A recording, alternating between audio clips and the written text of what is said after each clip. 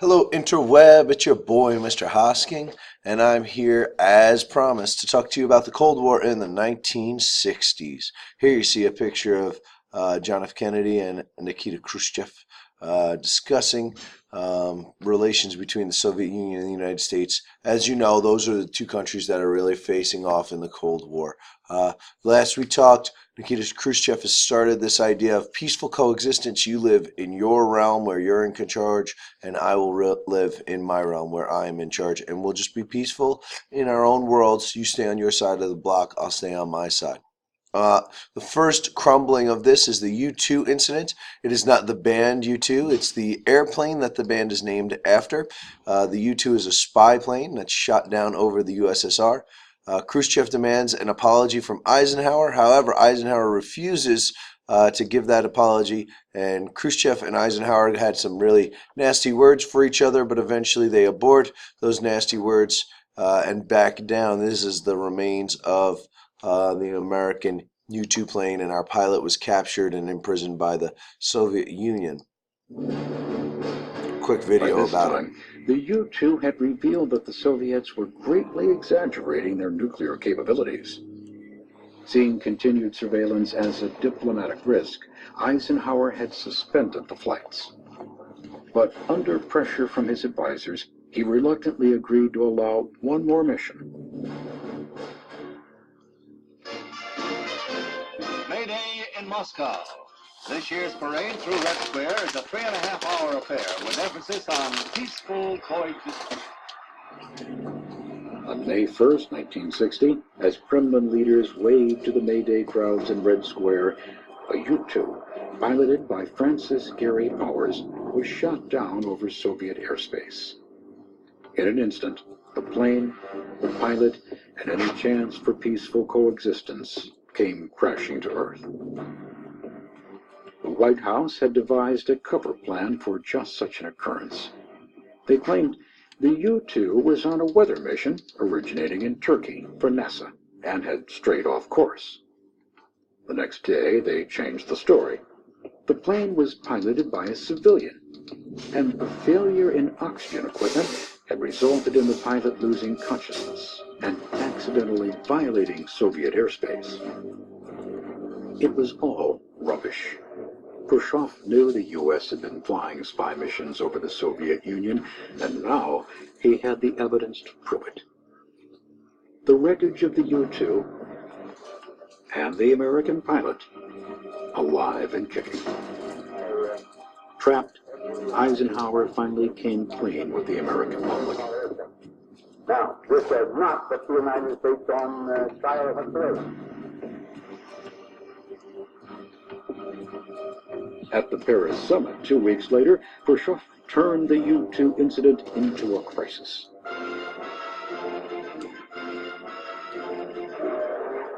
Khrushchev does his earlier outburst against President Eisenhower at the commencement of the Paris meeting, flanked by Foreign Minister Gromyko and glowering Marshal Malinowski. He fires a barrage of threats, insults, menaces, warns of devastating blows at bases used by American espionage planes, denounces American acts of aggression, and in general follows a tough line that seems to signal a new freezing spell in the Cold War.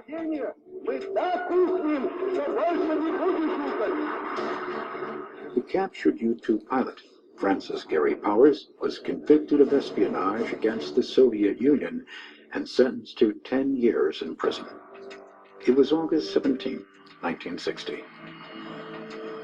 That very same day, in the skies over the Pacific Ocean, an Air Force pilot snatched a falling capsule from midair. The event marked a breakthrough in the top-secret project to develop Corona, the world's first Earth-orbiting reconnaissance satellite. The U-2 may have been downed, but America had a new eye in the sky, and this one could capture stunningly clear and revealing images of its target from more than 100 miles in outer space.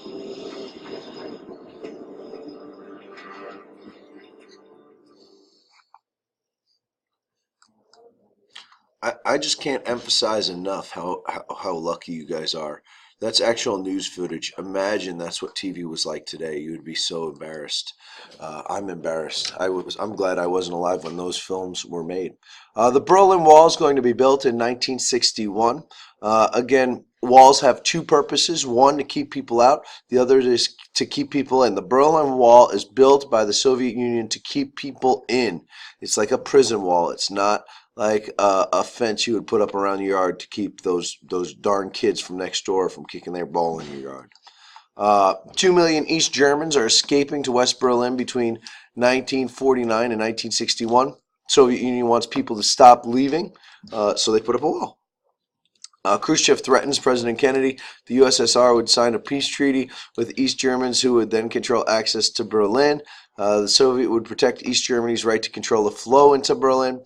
The Berlin Wall is built instead of enforcing an ultimatum in the United States to get out of Berlin. It ended future crises over Berlin, and it creates actually a visual wall in between the Soviet Union and the United States.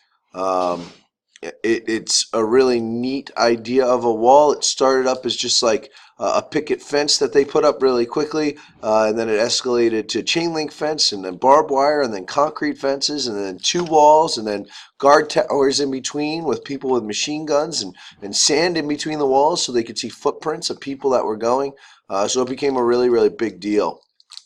We had the caulking on the top so you couldn't like climb over it. Really neat. While Khrushchev's scheme took root in the Caribbean, the two Cold War superpowers faced off over the increasingly contentious issue of Berlin.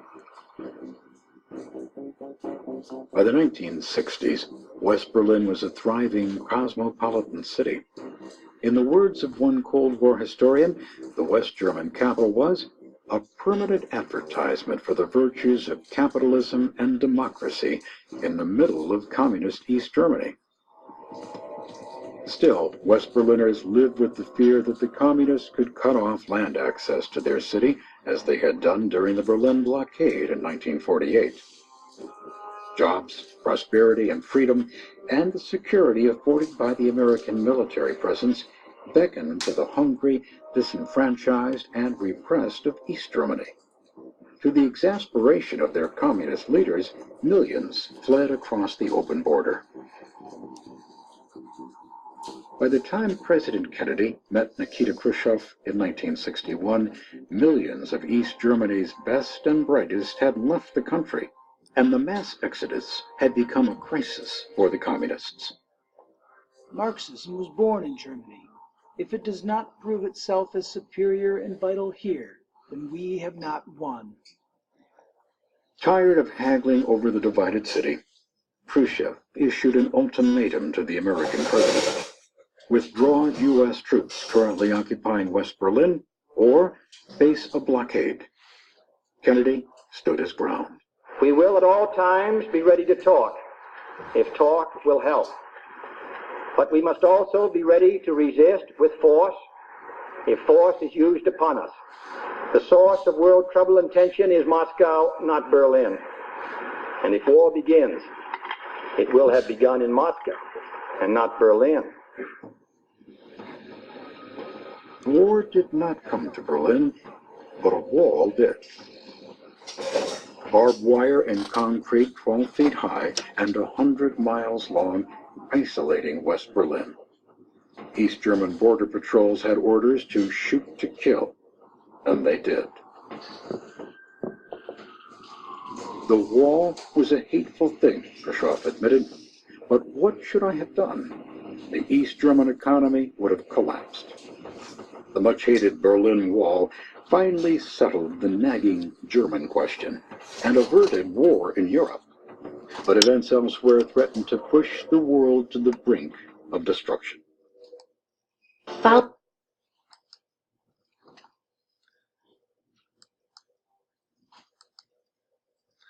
That ends our video for today, and we'll look at the rest of the 1960s and the Cold War in another video. Hope you enjoyed it. See you later, cyberspace.